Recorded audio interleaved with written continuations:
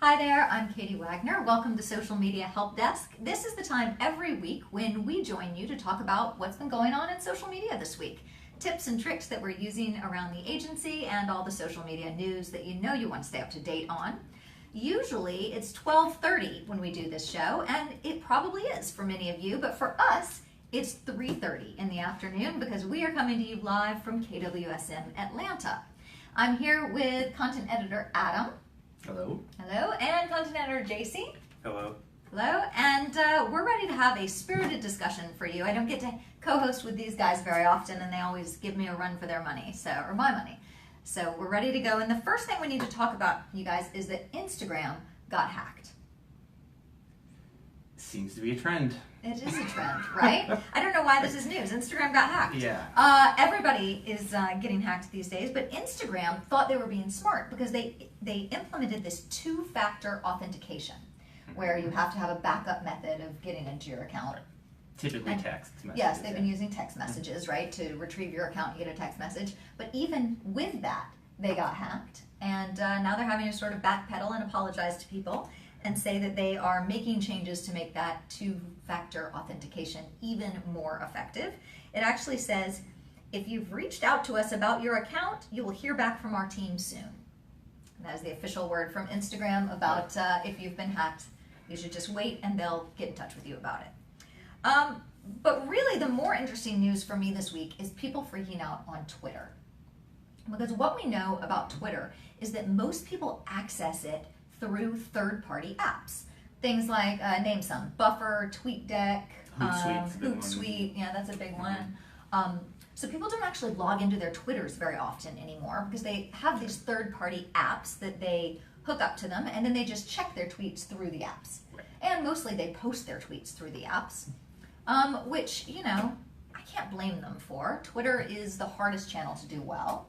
It's real-time information. It comes through the app really quickly. And so some people don't have time to tweet 5 to 10 times a day.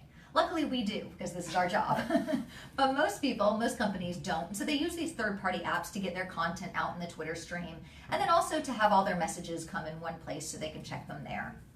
But Twitter has decided that their API is no longer going to work with a lot of these third-party apps, and they're making it a lot harder for people to use them. Because they, like most social media channels, are into authenticity, and they want people coming live onto the channels and using them, tweeting there, interacting with people, because that's really, in my opinion, what makes social media better, special, is that you can have these live real-time interactions. What do you think, Adam? Do you tweet? What's interesting is that it isn't just businesses that use TweetDeck, Hootsuite. A No. lot of individuals use it, especially famous people. I mean, when you have up to huge followers, if you're an influencer, when you've got hundreds and hundreds of messages coming in, TweetDeck is one of those things where you can just quickly go through them and keep them divided out, and you get sections. And so, yeah, it's a really handy tool for people. So it seems a little bit, it's going to be a thorn in the side of a lot of personal people who use it, and I've done the same thing too, and even just spacing out my tweets. I have a lot of great thoughts at 2 in the morning, but I'm not going to just put them all out on Twitter. So it's a little bit of a difficulty. You need to keep like a pad by your bed, and you jot down the great thoughts. You can tweet them at 8. Who use pens in? I've never had those around. Yeah. So it's kind of a sad statement of how many people were just automating content and why that's actually difficult. Like, that's a painful thing to do. I mean, that's going to hurt you long term. So. Well, one of the things we see pretty frequently is people using robots or automated things to get tweets out there. Yes. And we just saw this actually on Instagram, that they wiped out all the robot or the inauthentic accounts, they call it, because people are just automating content and using these, artificial intelligence to populate their channels. And Instagram got sick of it, Twitter got sick of it, and they're all cracking down. So, it's actually a commentary on how people are using social media these days. Because it used to be that everybody was scrambling to do their own. Then all these third-party apps started popping up, and people said, oh, it's much easier to use artificial intelligence, it's much easier to automate, look at me, I can run all my social media channels, and now it's coming back to bite them. And it's interesting to see what social media turned into with Twitter. And if you look at your follower counts, a lot of people probably noticed you had a fairly large reduction. So one of the advantages to this is you can now see how many of your followers were bots and how many were authentic. Right. But again, I think that this is going to be something you're going to see set up for a lot of social media channels going on down the line. Well, we actually, last week on this show, Social Media Help Desk, we talked about the big bot clean out. And it was, I can't remember the number now, but Twitter itself lost like 12 million followers. That's surprising. I mean, they maybe it wasn't that many, I might be exaggerating, but they lost followers because there were a lot of bots following Twitter. Absolutely. So, they're not discriminating, but they are trying to say, look, let's get back to the nuts and bolts and make social media more authentic about real interactions. And, I'm biased because this is what we do for a living, but I believe in that. I think that is the best way to do social media, is to have real interactions with your fans and followers, and in our case, potential customers, if we're representing businesses online. I think that's always the best thing, and I'm a big fan of that authenticity, so I'm here for it. I think it's a good thing that that's going to happen. And one of the biggest things they're saying about these third-party apps is you used to be able to see your tweets come through the app in real time, and now there's going to be a delay of 1 to 2 minutes. So it's not as streaming as it used to be. Now it has to refresh every 1 to 2 minutes, and then you'll still see the tweets come through. But if you're having a spirited Twitter debate with someone, this may not be the best way to keep up with that. You might have to go on the actual Twitter app and do some tweeting there. I know you're a big Twitter fan. Do you use Twitter a lot, JC? Yes, I have to use it because most of my best ideas for tweets come at about 12 a.m., 1 a.m. So See, same problem. One of the benefits that I think that a lot of these apps have is they give you very sophisticated analytics, and by discouraging that, I think Twitter's, while they are trying to get back to the more authentic tweets, it is going to be a bit upsetting for those that really rely on those analytics to increase their engagement and increase their reach. Yeah, but Twitter itself has analytics. What about that? Can't you use those? You could, but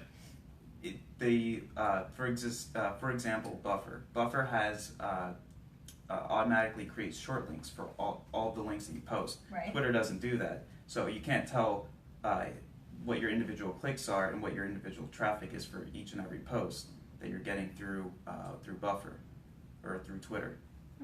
All right. Well, and again, Twitter's not saying you can't use third-party apps. They're just saying we're going to make it a little more difficult. It's going to change a little bit the way it works, right? But by discouraging it, they are. It does hurt some. It does hurt the some businesses that are trying to use those apps. Yeah, absolutely. You know who I would be most upset? If I were the CEO of these third-party apps and I thought I came up with this great idea and I'm cheating the system, and now maybe I need to get a new job. Well, people are just going to revisit how they want to handle their Twitter, and again, that's why we're here, is to help people sort of address a different strategy. Shameless plug. I like Exactly. it. I like it. So, Yeah. All right. Well, yes, they're going to have to revisit how they're doing social in general, I think, because this is such a widespread sentiment across all the channels that we're getting rid of bots and we're going back to the old-fashioned days, which was like, what, 6 months ago when people used to actually roughly, tweet. yeah. All right, and then let's talk about LinkedIn a little bit. We all use LinkedIn for work and then personally as well. And tell me how you feel about LinkedIn groups. Either one of you a big fan about LinkedIn groups? I think JC has a lot of experience in with LinkedIn, I think. Yeah, LinkedIn groups are extremely useful. I mean, what else do you use LinkedIn for besides networking? That's the number one thing you use LinkedIn for. And groups are an integral part of that. You're meeting people that you don't know yet, and I think that because of that, you're getting more opportunity and exposure by utilizing those groups, especially since LinkedIn doesn't necessarily have the same opportunities for discovery that, let's say, Facebook and Twitter have. Yeah. Well, so groups haven't been as popular as they wanted them to be. You know the value. I love LinkedIn groups, but they haven't been as popular, and so now LinkedIn is announcing a group overhaul. And they apparently, I never used this app, but they apparently had a groups-only LinkedIn app for your phone. Kind of like the Pages app for Facebook, where there's a Facebook app and then there's a Manage Your Pages on Facebook app. So they had a LinkedIn Groups app and a regular LinkedIn app. They did away with the Groups app, and now you're going to be able to see LinkedIn Groups and all that information on the main app, both on mobile and desktop. Which I think should have been the case at Right. the beginning, because nobody wants to juggle 2 apps. I mean, it gets a little bit confusing. Even with page managers, if you're managing your page, that makes sense to have a separate UI. But if you're just trying to talk to people in groups and network, it makes more sense to do it on the actual app. Well, it's still me in both places. I want to post in Right. groups. And so I think to double up on everything is a little bit overbearing, I think, for a lot of people. So I think it's an excellent overhaul. I think it's how they should handle it at the beginning, and hopefully they see the success they want out of it now. Well, LinkedIn is owned by who? Microsoft. And so Microsoft is saying we're going to unveil new groups. We're going to get it all straightened out, and now it's going to be seamlessly integrated into the rest of LinkedIn for you. So, I think that's valuable. Yeah. I like to network a lot in my alumni groups for the school I went to, Boston University. Go Terriers. So I am in that group a lot. I'm in a lot of marketing groups, other people who do what we do, who share ideas there. I'm even in a LinkedIn for Journalists group. I love that group, so shout out to them. That's a valuable group for me. So there's a lot of valuable content I think you can discover in those groups, and I actually think they're underutilized. I think a lot of people who don't do this for a living don't realize how much there is to discover and how many places there are to put your content out there and get it in front of a wider audience, right? I mean, we're used to doing that for our clients because we share their blog posts and that sort of thing in groups, but a lot of people don't think about that, and it really is a missed opportunity, don't you think? Exactly. They had a similar idea when they started pushing hashtags a couple of months ago, Yes. And native video, which now performs a lot better than other types of content. Yeah, LinkedIn's undergoing some changes, aren't they? And where are we seeing these changes? Isn't it looking a lot more like other social media channels? Exactly. Yeah, LinkedIn used to be kind of the odd duck. It was the professional social media channel, so they can't have things like hashtags. And, Right. Now, you're right, their algorithm is favoring native video. It's getting a lot more views, a lot better reach, right? And now hashtags are starting to sort of infiltrate into LinkedIn. Well, I was against them at first because I hate hashtags in all forms, except that they work, and so you gotta use them. But people are really starting to see a lot of traction with them, and we've been experimenting a lot with LinkedIn hashtags for our clients. I don't go crazy. It's not like Instagram hashtags to me where I'm putting 60 hashtags in there. Just kidding, you can only put 20. But on LinkedIn, maybe I'll use 2 or 3 to get my post seen by a wider audience. JC, you mentioned that LinkedIn doesn't have as good discovery mechanisms as Facebook does, or Twitter, or Instagram. Talk a little bit about that. Well, one of the things about LinkedIn is that when you're the way that you search for people and the way that you search for pages, it's all done through basically the same UI. So while on Twitter you can search up like in the past at least, Twitter was known for like their moments and looking up specific hashtags. You can see what was trending. LinkedIn really doesn't have the ability to look up what hashtags are trending or what pages are popular, in your area. It's really hard to find out what's going on, geographically as well as in your industry. Yeah, so there's a lot less opportunity to discover new things there. Exactly. You're kind of, unless you're searching for people to network with, but then the people that are in your network kind of form your newsfeed to a certain extent. Right. Unless you're being served ads and that sort of thing. They're going more towards the social as opposed to heavily on the network side of it. Yeah, it's funny. It's the most professional, but it's becoming more social, right? I don't think it's ever going to be share your pictures of you at the beach, sort of social media. Let's hope not. Yeah, very much so. But I think that they're doing amazing things. Like LinkedIn has actually become a much stronger platform. It's especially if you are a professional, whether looking for a job or looking for applicants. I think the more LinkedIn is doing, the more impressed I am by them. I think that they if they're one of the channels that you're sort of not sure about, it's absolutely worth their time putting into LinkedIn. Adam, what's my favorite social media channel? That would be LinkedIn. It is. LinkedIn is my favorite. And it's also the one I think is the most underutilized. I think definitely. people do not understand the power of LinkedIn. We teach this social media boot camp, right? Workshops at our Orange County office. And it's coming up in October, Fridays in October. And LinkedIn is by far my favorite class to teach. It's the third Friday in October, and that's the one I look forward to. Because people are wowed by it. They think they know what Facebook and Instagram and Pinterest and Twitter, those things can do. But nobody knows what LinkedIn can do. Right. So I sometimes look a lot smarter than I really am when I teach that class just because people don't know.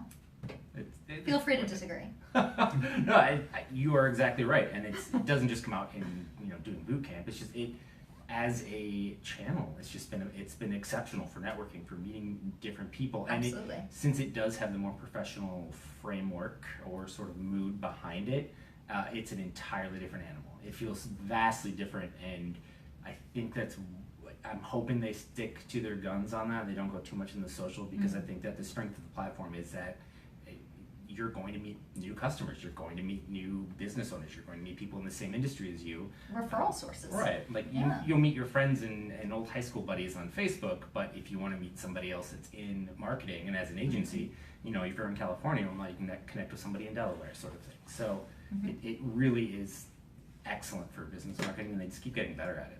So. Yeah, absolutely. I love LinkedIn for our B2B clients. It works really well there.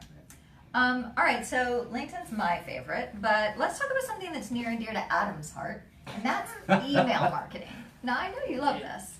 Well, email marketing is interesting because everyone thinks social, they think Facebook, they think Twitter, they think LinkedIn. Right. And so they tend to package your content in a way that's going to go out on a post, that's going to go out and get, you know, a bunch of likes and get some shares, and that's absolutely necessary. But email is still the best way to get your message across. I mean, it is exceptional. I'm going to argue maybe with the word best, but I'm going with it for now. We'll say yes. Holding my tongue. One of. Well, Okay, one of the best. I'm into that. It is such a broad platform. People still check it. Like, there are a lot of people who aren't on Facebook. This is true. And we're talking about people that are too old and they kind of missed the boat, and there are people that are sort of abandoning Facebook or abandoning social media. Everyone still uses their email. We have a lot of clients that do email blasts, and we do those periodically depending on their needs. But something that we've noticed is people, as useful as it can be, they tend to hurt themselves with it as well. Just like most social media they things. Get overzealous, don't they? They get too excited about email. Not managing the way that you handle your email lists is going to be a massive hindrance and is going to lead to more negative impressions than positive, which sounds strange, but if you're not handling it well, you're going to lose customers much more quickly than anything else. Well, we just had all that GDPR stuff that came up, and they changing the way you can market through email, you know, at least in the European Union, and some of those things are good practices here as well. Absolutely. So talk to me about if I'm going to send an e-blast, I want to market my business that way, and we do. We send a newsletter for our business. Absolutely. What should I be aware of when I'm doing that? The biggest parts are things like subject lines. As email clients, Gmail, whoever you happen to use, get better and better at grabbing spam and realizing what is marketing and what's more authentic. A lot of those terms that people use constantly are going to get nailed, even in the body of the text. Some of the most, most grabbed by spam filters, we're looking at phrases like, as seen on, be your own boss. So like earn more cash, which seems very obvious, but there's a lot of phrases that you may not even think as seen on would be a negative word, but then you think, oh, as seen on TV is something sounds that's pretty constantly salesy. Right. Yeah. And so you really have to make sure that your subject lines aren't just, you know, eliminating those spam phrases, that they are authentic, that they actually contain a message, and that you're informing people. This needs to be, this is what you're getting into this email, and you need to give people a reason to want to click in. But at the same time, it has to be catchy enough to get my attention, Exactly. right? And I don't know about you guys, but I get 200 emails a day. So Yes. what's going to make me click on that one from you? Exactly, and that's where it comes into knowing your clients. You really have to know who you're emailing. That's another big sort of, one of the issues we see with clients all the time is not keeping your email list up to date. I mean, and it can seem difficult, but we had a client, they had close to 2,000 some contacts at one point, and a lot of them were either no longer valid, they were people that had unsubscribed, that then tried to put back in. Like, there's just a lot of emails in there. Like, if you have people that are either unsubscribed or that don't have active email addresses, every one of those that gets sent back is a black mark. And it is recognized the more that you send out to people that aren't receiving the emails, the more dead addresses you send to. MailChimp's going to notice it, Google's going to notice it, email filter's going to notice it. So you really need to make sure that you're not just emailing the right people, speaking to those people, making sure that they have a reason to continue being your customer or being on your mailing list. It really does come down to you having to be creative and knowledgeable about what your audience wants to hear and what they want to see. It's funny, you talk about problems like having people opt out of your email list and putting them back on. And I think, you know, the biggest reason that's a problem is if you put me back on your list, I'm marking you as spam. Right. And marking email as spam is like the kiss of death for email marketers. right? Yeah, and one of the most interesting pieces of information in going through this, we see people, how many people unlike you from Facebook, how many people stop following your Twitter, what makes them do that is pretty obvious. But if somebody sees a bad tweet, that isn't how they're going to associate your company. If they start getting annoyed by emails, if you're emailing them too frequently, if they're feeling it's really spammy, it is the biggest cause of people having a negative impression on your brand in social media. Outside of a massive snafu on your Twitter or your Facebook or something, just a terrible faux pas, bad emails are the quickest way to lose customers. Yeah, there's some stats on that in your story. Do you remember what they are? Because people get yes. irritated about it. They really do. So we tend to, you have to tailor what your email blasts are, but usually, once a week, once a month, etc. That's a good way to do it. Yeah. Your audience can drop about 66% people. They will unsubscribe if you are sending out too many emails. Wow.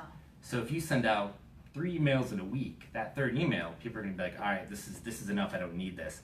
So of that 66% drop, you're looking at about 40% of those people who all of a sudden have a negative view of your company. So that's a massive loss of business. And it isn't just that they are annoyed by you, it's that they are actively negative and will avoid your brand. Well, we're not talking about it not being effective. We're talking about it actually having the opposite effect of what you want. Exactly. Yes, and seeing that number of 40% of those people not actively avoiding your brand after that or having that negative effect, that is just, that's going to kill your brand, because that also goes into word of mouth. So emails, while essential, are also becoming a very tricky area. And so you really have to do it correctly. Well, let's talk a little bit about different types of emails, because the kind we send typically would be like a monthly newsletter, right? So a lot of our clients, I know you do those for your clients, JC, a lot of our clients send the monthly newsletter that's like company news, industry news, maybe they're highlighting a success story or a certain employee or giving you some reason to click back to the website to read a blog post or an article. That goes out once a month. That's usually a pretty good cadence. If people are on your list, they want to hear from you, right? They're interested in what's happening there.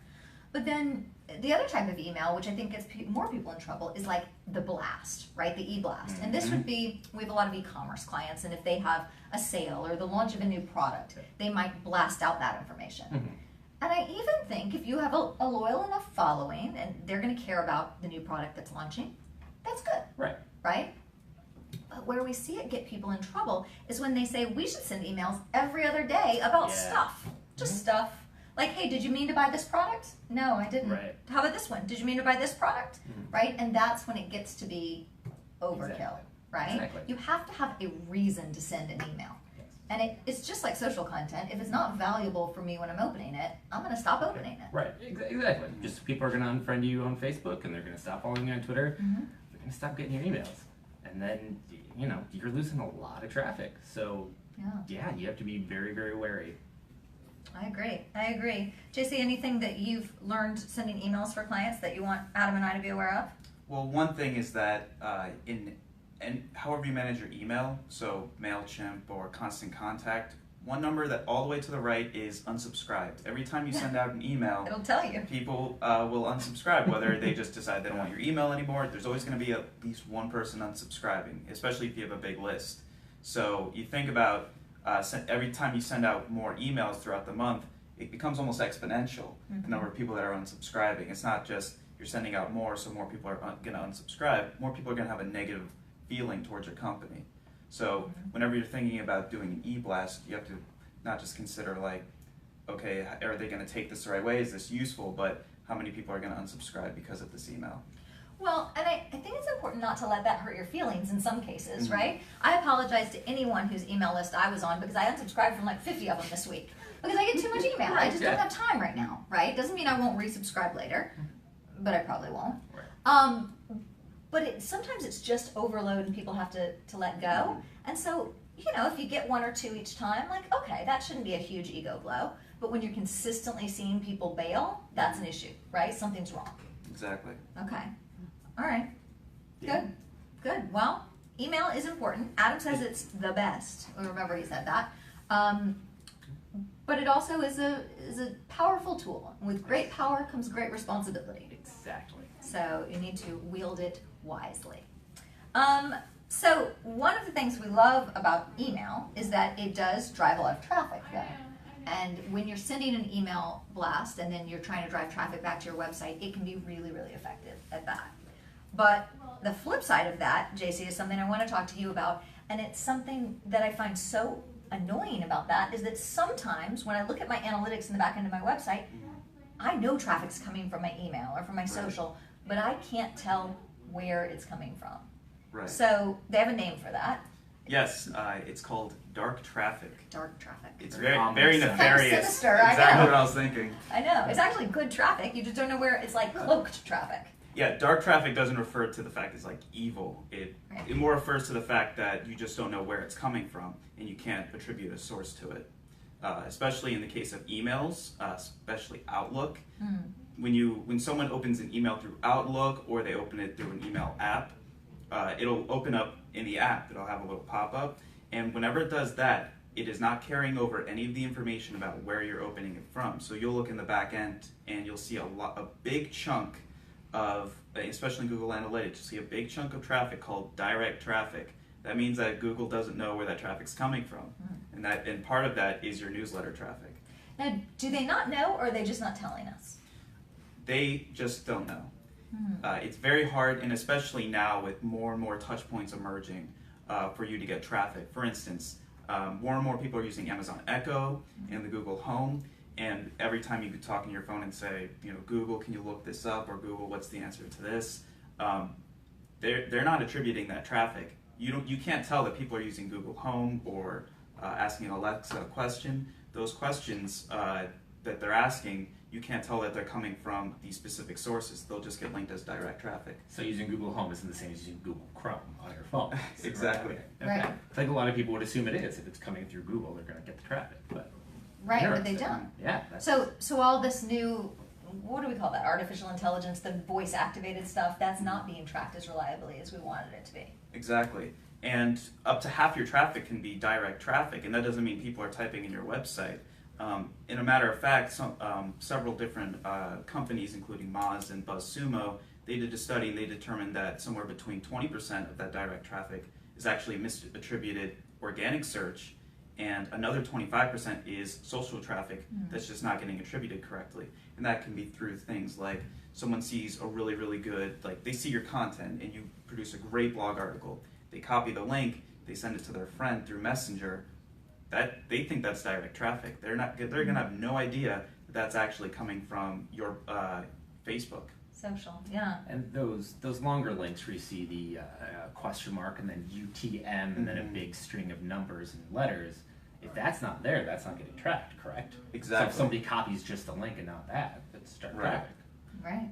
Okay. Interesting. It's funny, I was looking at analytics with a client the other day, and they have, the majority of their traffic was direct traffic.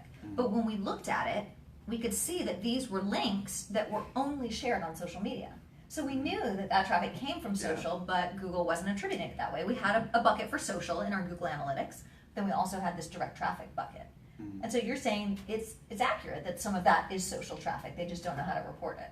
That's correct. Most of the traffic that you're seeing that's direct traffic, I can guarantee you that a vast majority of it is not people typing in the URL to your website. Right.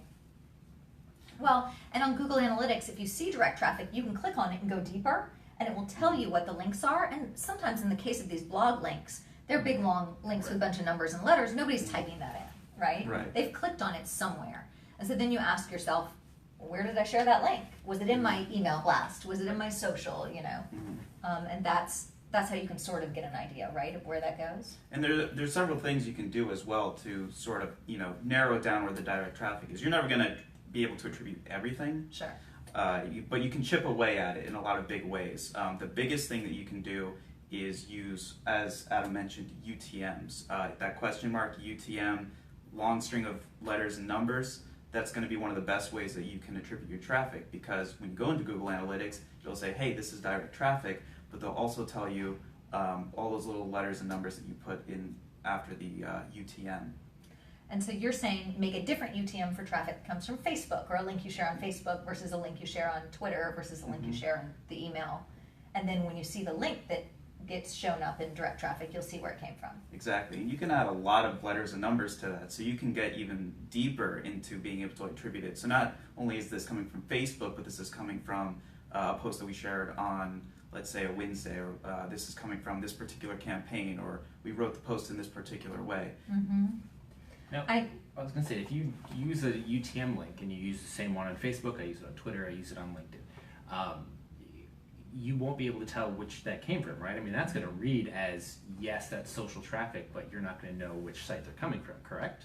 Well, if you can change it between your websites. So you would want to change for each channel you're using if you want the most accurate reading. Exactly. Perfect. Yeah. And how does one create an UTM link? Is that an easy thing to explain? Well, you can go on. Google provides a free one. If you literally free. If you literally look up Google UTM Creator, the first link should be a link to Google's website, and they will be able to help you, walk you right through the process. You just have to fill out these little boxes, and then at the bottom you copy your link. JC, I've noticed that on your campaigns for clients, you get really granular and you do different UTMs for like each post on social. Yeah. So not only can you tell that the traffic comes from Facebook, you can tell it came from Facebook Monday morning when I posted this, or Thursday afternoon. So like, that's dedication right there. But you can tell your clients a lot of data about what content is connecting with their audiences. Exactly. It's important to be able to tell what you're doing right, because then you can optimize it even further. I mean, something that seems as inane as, let's say, posting at night rather than posting in the morning can have a big effect on not just, things that you can track normally like your reach, but they can help you determine, maybe people are in a better mood at night to read your content. Maybe if they're at work, they don't want to read a really long blog article, but then at night they're more receptive to it. Maybe people share more in the morning, or people are copying and pasting those links to friends more often. Exactly. That's really interesting. Well, and one important thing is that time of day, or the right time of day, isn't the same for everybody. It depends on who your audience is. So the only way, we can't sit up here and say Tuesday at 8 a.m. is the best time to post, right? But if you track it with these UTM links, you can actually tell when the best time for you to post in your audience and your business. It's different for all of our clients, right? All right, cool, that's interesting. Dark traffic. I don't refer to it like that very often. I usually say direct traffic, but dark traffic seems like I know things no one else knows, right? So sounds more interesting. It does. Sure. Let's start calling it that. Dark traffic. Shine a light on dark traffic. Oh, I see a blog post in your future right there. Let's see. Watch for that on our blog soon. So those are our thoughts for today. But listen, we will be back here next Tuesday at 12:30 Pacific, 3:30 Eastern Time to do Social Media Help Desk again. And if you need help between now and then, there's a couple places you can go. First is our blog. We blog 8 times a week, so you can get lots of good information there. The second place is our YouTube channel. It's KWSM Team, and we have a tip of the day playlist where we have our best social media tips. We also have all the past episodes of this show in case you missed any of the social media news or tricks you want to keep up on. And then if you have a question you want us to address on the show, we'd love to do that. Just email us at tips@kwsmdigital.com, and we will make a video telling you the answer to your question, or we'll do a live stream. But until then, we'll see you next week, and have a good rest of your day.